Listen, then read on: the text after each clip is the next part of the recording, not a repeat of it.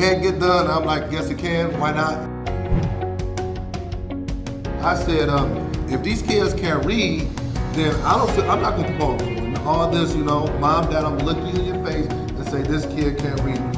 We let them down. School, parents, we let them down. But I'm not going to take them to the next grade knowing that they're not at grade level.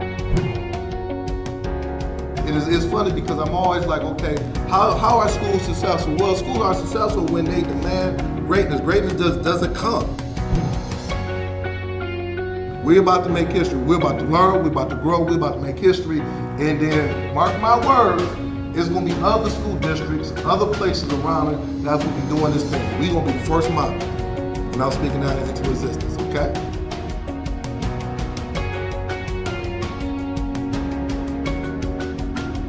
For booking, please visit S. Hurt School Turnaround.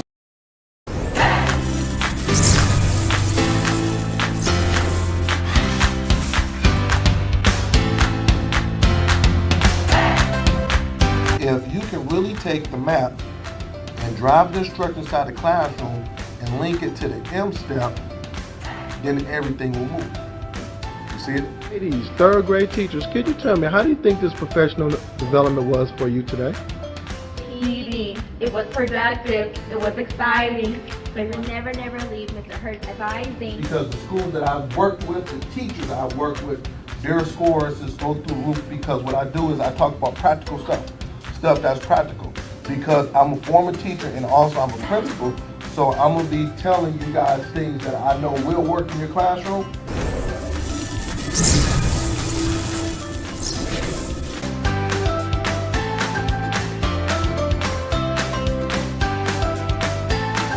For booking, please visit S. Hurt School Turnaround Specialist. Good morning, everyone. Good morning. This is Sean Hurt with another powerful Saturday morning podcast. We're going to talk about 5 simple and effective strategies that can help your school to improve on their state assessment in 2 weeks. It's coming in 2 weeks. So, hey, I'm here to give you those strategies so we can fine tune some things and get ready for the big one. I call it the big one, but some schools like Hurt, hey, I've been following you for the last 9 months, 10 months. You've been talking about it. I've invited you to my campus, and we've put the game plan together. Hey, we're ready to go. So I just want to help some schools out there. So come on in, hit that share button. Let me know where you're coming from. Let's get excited. What I do need you to do is I do need you to get a paper and something to write with, because I am going to give you some information that you can take with you on Monday. So give me 2 minutes as I get all my Facebook, LinkedIn, Twitter folks, all y'all folks in. I'm going to need to get all my people in so we can make sure that everybody's on one accord for this. I'm excited. I am excited. I know some of you guys are on spring break, but that's fine. That's fine. That is fine. Wherever you're at, you could be in your kitchen eating waffles. You could be like my good friend Dr. Josh Tarver, probably on a treadmill somewhere. Wherever you are at, come on in and let's go ahead. We call ourselves Super Saturday. Is myself at 10 o'clock. And then we have Create and Educate at 10:30, Principal Kafele at 11. And then on Sunday at 7 o'clock, we have Dr. Josh Tarver. So let me go ahead and give me about 1 more minute. Stay with me because I got some of my LinkedIn folks. They say, Hurt, man, so I want to make sure all of my LinkedIn people are tuned in, and I got that going out, and we're going to go ahead and get started. We're going to go ahead and get started. Yep. I'm excited. Whenever I can go ahead and help our schools, these strategies, this whole week I've been looking at different tapes, different things that I've been doing over the years. And this is what we're about. We have to make sure that we knock out the state assessment, no matter where you're at, no matter if you're in Florida, no matter if you're in South Carolina, Alabama, wherever you're at. I want to make sure that you have everything ready to go for that state assessment in 2 more weeks. So, all right, I think we're all about set. Let me Make sure we got everything going. So we over here good. All right. I think I'm all set. We got the all right, cool. So let me see who's with me this morning. Let me see who's with me this morning. I got a roll call, roll call, roll call. All right, I got Mr. David Bell in the house. Good morning to you from Benton Harbor, Michigan. I got AP Patrick Lawrence from Connecticut. Good morning to you. I got Stacy L. Joy from Los Angeles. Good morning to you. I got Constance Sherrod. Good morning to you. She say, let's go. And I'm ready. I'm ready. I got Melissa Jones Chuno. Good morning to you. I got Erica Ellison from Brunswick, Georgia. You know, we about to go ahead and get started. You know, Erica Ellison, that's my wife's first name. My wife always said that her first name was Erica. So all the Ericas, you know, you are A1 with me. I got Principal Kafele, my mentor, my good friend. Make sure y'all tune in at 11. You know, every week he's bringing the house down. You know, he's bringing the house down. So we got Crystal Wallace. She inboxed me this morning. She said, "Hurt, you want to be on?" Yes, I am going to be on. So I would appreciate all the support, Miss Crystal Wallace. You know, I appreciate you. Keep doing what you're doing. I got Doc Jeter from Illinois. Good morning to you. Good morning to you. Yes, Melissa Jones Chuno, the big one. Elizabeth, we coming. Sanford the Sun. You know, I used to watch that all the time. I got Carol Blanchard in the house. Good morning to you. I got Miss Trina Fletcher. Good morning to you. Oh, I got September Vance Daniels from Orange, New Jersey. Good morning to you. I got Connie West in the house. Good morning to you. Good morning to you. I got Jasmine Harris in the house. Oh, y'all making me proud. All these folks coming in, just showing me love. I got my good friend Dr. Houston, Craner Educator at 10:30. Make sure you tune in. She's doing some big things, and I'm gonna stop with this last one. I have brother Mark Croxton in the house. My good friend, man. Much love, much support. He's a big baseball guru, baseball fan. So I know the last couple of days he's been tuned in to opening night for baseball. All right, so let's go ahead and jump in it. Hit that share button. Let me know where you're coming from. And once again, my name is Sean Hurt, School Turnaround Specialist. And today we're going to discuss how we're going to get ready for this big assessment that's coming up. So I'm going to give you 5 quick strategies that's going to take place. But before we get into that, you know, I always ask the question. To everybody. What is one or two things as an educator? You're an educator. You're a consultant, you're a teacher, superintendent, principal, parapro, custodian. You are an educator. You actually work with students. You are in the building. That keeps you up at night as an educator. What is one or two things? I'm going to start it off and we're going to put it in the chat. Okay, we're going to put it in the chat. The one thing that's keeping me up at night is, that's why I'm talking about it. We got 2 weeks before the state assessment. And I know some of us might feel a certain way, whether you're right or left, that's fine. But at the end of the day, since 1999, since I started in education, the state assessment is the most important thing because that's how you are judged as a school and district. All of the hard work you've done, all of the blood, sweat, and tears, the after-school programming, the mentoring program, the Tier 1 instruction, listening to the podcast, the notes, the books you've bought from Principal Kafele or Craner Educator, myself, all these things that you're getting, the notes that you're taking, when you're going to different workshops and things of that nature, all leads down to the end of the day. The kids got to sit down in front of that computer or a pencil and paper and pass that state assessment, 3rd through 8th grade, the PSAT for the 8th grade, 9th and 10th grade, SAT, ACT for the 11th grade at the end of the day. So that's why I'm doing what I'm doing, because I want to make sure that we have all our T's crossed and our I's dotted. I don't want no excuses. And I know for a fact that people that have been tuning in to my podcast, your scores will exceed what you think you're going to do. All right. So that's what's keeping me up at night. Put it in the chat. Let me know what's keeping you up at night. I'm about to throw my glasses on because I need all of the time. I need all of the time to be able to walk us through. So 5 simple and effective strategies that can help your school get ready for the state assessment in 2 weeks.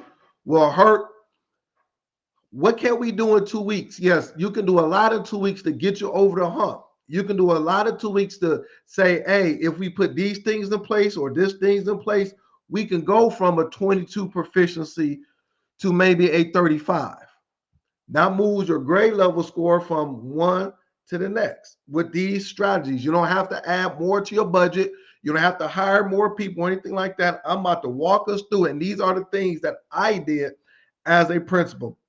In addition to that, I'm going to show some video. You know, I believe me, this week I really sat down. I have 2 videos I'm going to show you what I did to get my students ready and take it with you. All right. First thing. The first thing you need to do is that you need to make sure that you have a schedule prepared in advance for the state assessment. Make sure you have a schedule prepared in advance for your state assessment. Mr. Hurt, our state assessment is April the 15th. All right. Come Monday, make sure you have that schedule ready to go. You want to give it to everybody. And when I say everybody, any adult that's in your building, I'm going to be very specific. Secretary, teachers, custodians, food staff, you name it, the special education department, everybody, the parents, regarding the schedule, 2 weeks in advance, you want people to make sure that they're prepared for it. They want to, the day that the 5th graders got to take the test, starting, ending, the day that the 8th graders got to take the test, starting, ending. Custodians, we need this in place. Food service, we might need to tweak the lunch schedule for the 7th graders. They usually eat at 11 o'clock. We're pushing that to 12:30. Everybody has to be on one accord to make sure that they know what's taking place, and it starts with the building leader. Get that schedule ready to go. When I was a building leader, I wrote out my test schedule a month in advance. In Michigan, we take the M step. We start in April, like the 2nd week in April. I wrote that thing out in March. Everybody, all 80 adults knew exactly what was going on, and also the parents. All right. Next thing up under that box, write it down. You need to go over how you should administer the assessments. You should go over how that looks. Teachers circulating in the room, making sure that students are not clicking buttons. All those things. You need to take a staff meeting. Oh, I'm talking good now. Take the staff meeting, and you're going to take 45 minutes, and you're going to walk the adults. Well, Hurt, I've been doing it for 20 years. I don't need to go through this. Yes, you do. If you know it, that's fine, but the other 25 teachers might not know it. Walk them through how that looks. You don't want to think that they know it. You want to walk them through. And then in addition to that, you want to cover what the expectations look like for those 2 to 3 weeks via staff meeting, like I said, and also you want to email it to the staff. You want to cover both bases. If you didn't make my staff meeting, or you were asleep, or you were thinking about something, we're going to shoot the email, because over the weekend you might want to look at it, prepare it, or whatever it may be. Make sure you have a schedule prepared in advance. Yep. I'm telling you, this is as a principal, this is what I did. And these little things like that, these little nuggets, proper preparation prevents poor performance, will help your school move to the next level, will help you get those extra proficiency points and growth points. Yeah, so that's the first one. Next one, just follow me very closely. Make sure you administer, if you can, a mock state assessment prior to the real one. You want to administer a mock state assessment where they have to sit down and they take a mock one. You can create one, get one online or whatever it may be, but you want to do a mock assessment. What that does is that, well, you should have been doing it all through the year. Hurt, we haven't been doing it. That's fine. You want to do a mock assessment because you want to build stamina among the students. You want them to understand that, hey, for 2.5 hours, I need you focused. I need you ready to go. I need you to be able to sit in front of that computer and do what you need to do. And then after the mock assessment, this is a mock. It's called a scrimmage. You're doing something, and then now you can look and sit back with your team and say, "Oh, I noticed we did these things right. I noticed that we got to take care of this. I noticed this. I noticed that." You can really hone in on that. So what I'm going to do is this. I'm about to show you a 1-minute video. I think this was my 3rd grade class. We took this about, a couple years ago, of my teachers in a classroom environment for a mock assessment. I'm going to show it to you so you can be like, okay, that's what it looks like, Mr. Hurt. I can do this on Tuesday or Wednesday, okay?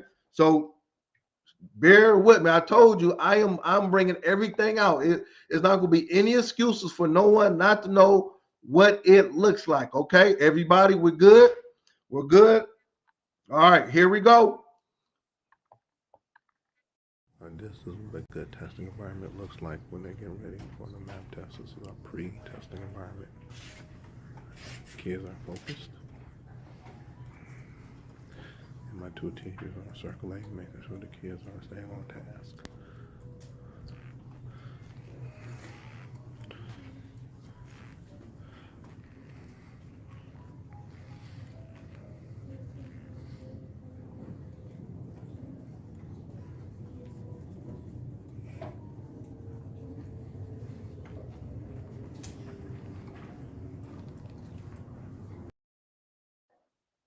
I'm gonna stop right there. Hopefully, and then the volume was kind of low, but I just want you to see it, to see what it looks like. You saw 2 teachers in a room circulating around the classroom.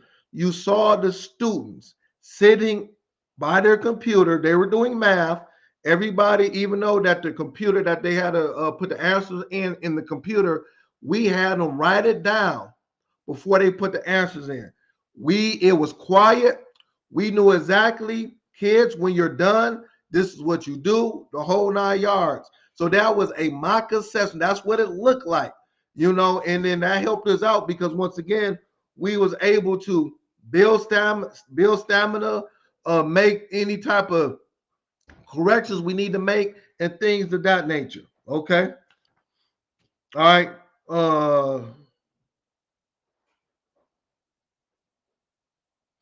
A couple of things when you're going over this. So I want to be clear. Hurt. Yes, this is what should the students do after they are done with the assessment? Hit that share button. Hit that share button. Give me some love. What should the students do after they're done? You got 30 students taking the test. You got 5 kids that's done first.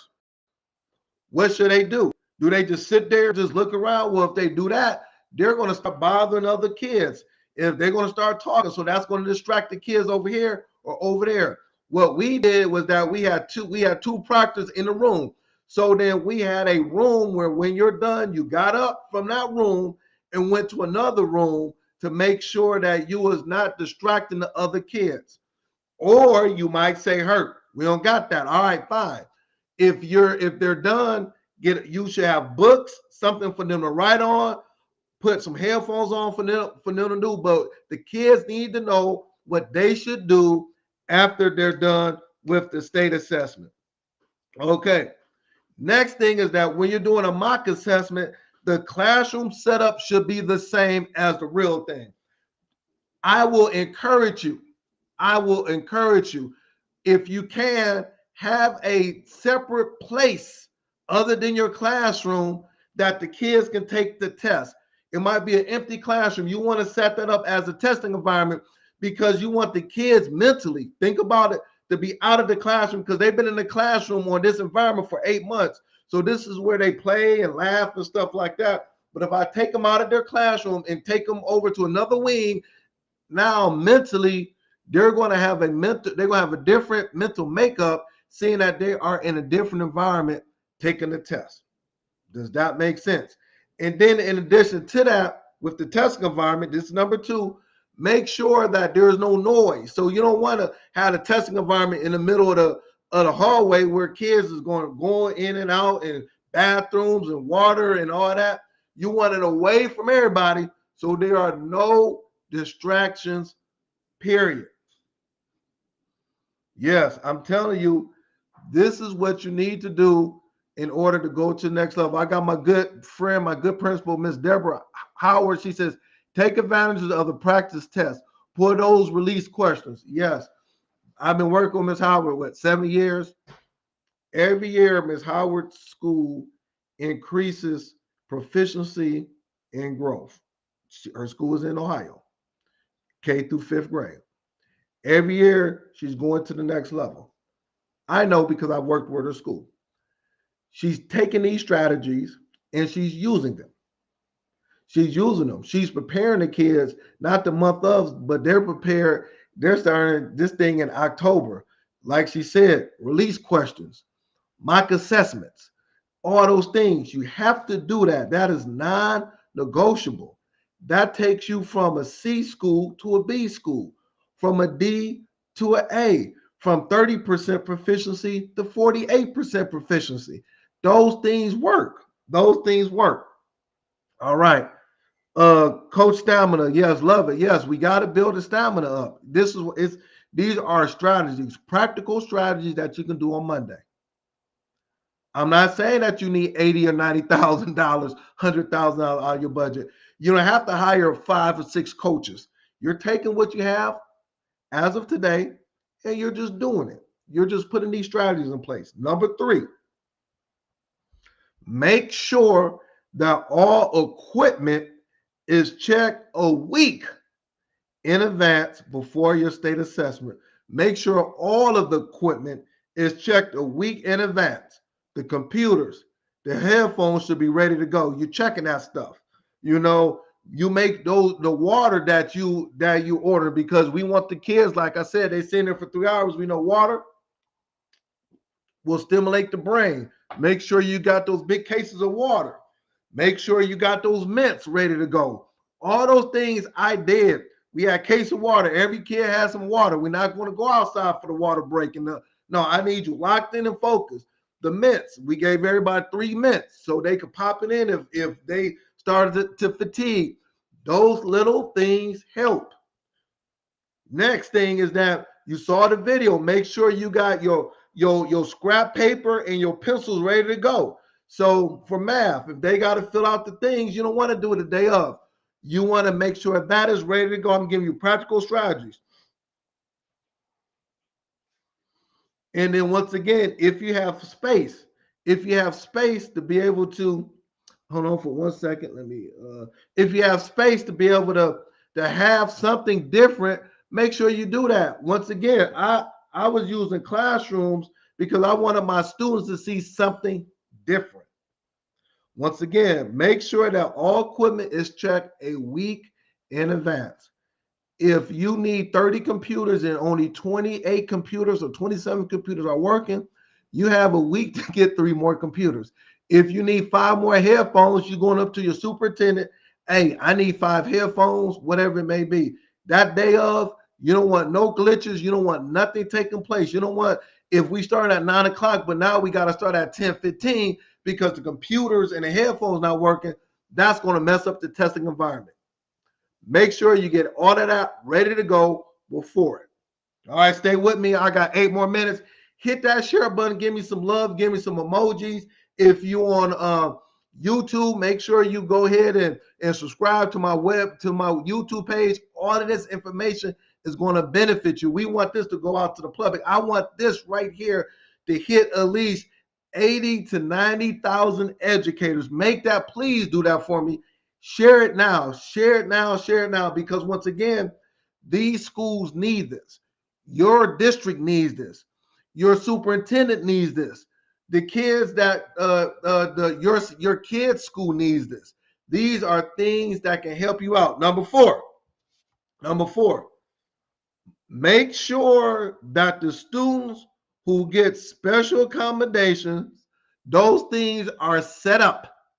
Make sure those students who get special accommodations, those things are set up.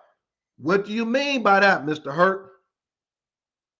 if a kid has an IEP, you need to know if you got 35 kids with IEPs in your building, what special accommodations do they need? Do they need a longer test window? Do they need a 101? Do they need to be in a smaller environment? Who are those kids? Identify those kids and make sure that they get the accommodations. Because I've been in many schools and you had 25 or 30 kids that tested with the group and they were supposed to get special accommodations and they never got them. And then if they would have got those special accommodations, their scores would have been a little bit better. But by the principal, Mrs. Potato Plant, or Mr. Potato Plant being lazy and not looking at the IEP, not sitting with the special ed director, not doing this 3 or 4 weeks in advance, then now they're getting the wrong test, they're not getting accommodations, and now everybody is mad and frustrated when those kids could have went to the next level. Make sure your students get special accommodation, those things that need to be set up. In addition to that, know your students. Now, some kids might not have an IEP, but some kids might need to be in an environment where they're small, where they're not stimulated. You know those kids. Some kids might not test good with Sean Hurt, but they might test good with Carol Blanchard, or they might test good with Dr. Jeter, or they might test good with Principal Fele, because that kid responds that, that teacher has built a rapport and all those things.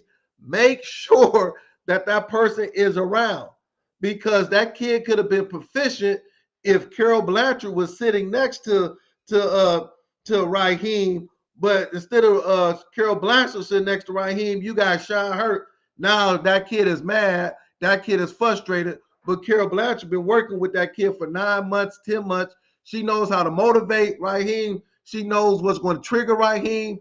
Raheem feels comfortable with him, and things are fine. Know your students, because I'm going to go back to this again. 12 students being proficient takes your scores from 25% to 38%. You go from a D to a B. Real simple. Real simple to me. Real simple to me. All right, stay with me. I got 5 more minutes. Number 5. Make sure you communicate with parents and students prior to the test. Make sure you communicate with parents and students prior to the test. It's not just okay for the staff, but you want to communicate to the students as well prior. You want to communicate to the parents. Well, they're in the high school, Mr. Hurt. That's fine. Communicate to those high school parents. Call them. Do what you got to do. I have 2 kids in high school. I am an invested parent for my 2 kids in high school. When my son, I saw an email, they're going to be doing a PSAT in a couple more weeks. I need to know what day so I can make sure at home he's situated. Communicate that to the parents and students. The other thing that I would encourage you to do is this, is make sure you do an assembly for the kids. Get it hyped up, get it pumped up. Do something that's going to create excitement in the school for the students. Create that excitement in the school for those students. So I have a video. You say, Hurt. I got a video. Stay with me. I got 3 minutes. This is about a 2-minute video of me after the state test. Before the state test. This is before the state test. We created this excitement. We had assembly. We was hyping the kids up. We was doing all those things based on our district assessment. So it was our district assessment leading to our state test. So I'm about to show the video, and you might not hear it, but just kind of look at the assignment. Here we go. The highest math scores in Miss McGee's class. Let's give this one up for Mr. Aaron Trotter. Come on, man. Come on. Don't be ashamed. We love him. Oh, I love it.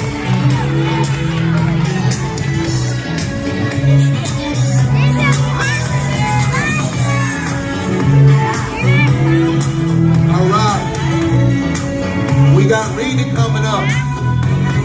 The highest reading scores in Mrs. McGee's class.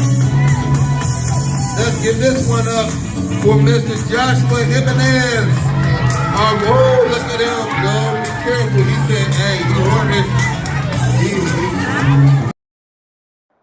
So I'm gonna stop right there. Once again, I just want you to see that it was an assembly. I'm the principal. I'm not telling you things that I heard or read in a book. I'm telling you things that I did. I'm gonna say this again. I'm not telling you things that I heard or read in a book or saw on TV or got on YouTube. And no, I actually did everything that I talked about for the last 30 minutes. You saw videos of.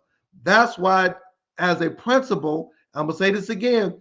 We had the highest state scores in Michigan. We were a reward school. We got A on our report card grades. The list goes on and on. Okay. So I'm gonna stop right there because it is 10:29. Do me a couple of things. I'm gonna need everybody to go ahead and support my good friends, Create and Educate at 10:30. Please make sure you subscribe to my YouTube page. Go on YouTube, type in Sean Hurt. It'll come up. I need everybody to subscribe to my YouTube page. Last thing is that if you need me to come in and support your school, principals are inboxing me, a couple of them last week. Said, Hurt, we need to, you still have time. We can create some for next year. Inbox me. We can go ahead and make this work. So thank you very much. Keep up the good work. Use these strategies. Show them during your staff meeting. And let's go ahead and knock out the state assessment. I want to have testimonies from all of my educators on here. I want in another month or so, you calling me, inboxing me and saying, Hurt, look at my data. We was this last year and we are this year. Or the news came in and said, Hurt, hey, our school, we had the highest scores in our state, highest scores in our district. That's what I want. And I know you can accomplish that. So let's take these 5 strategies, use them, implement them, and let's go to the next level. So I see you next week, same time, same place. And if no one have told you this, I love you. I know you're going to do a good job, and let's knock it out.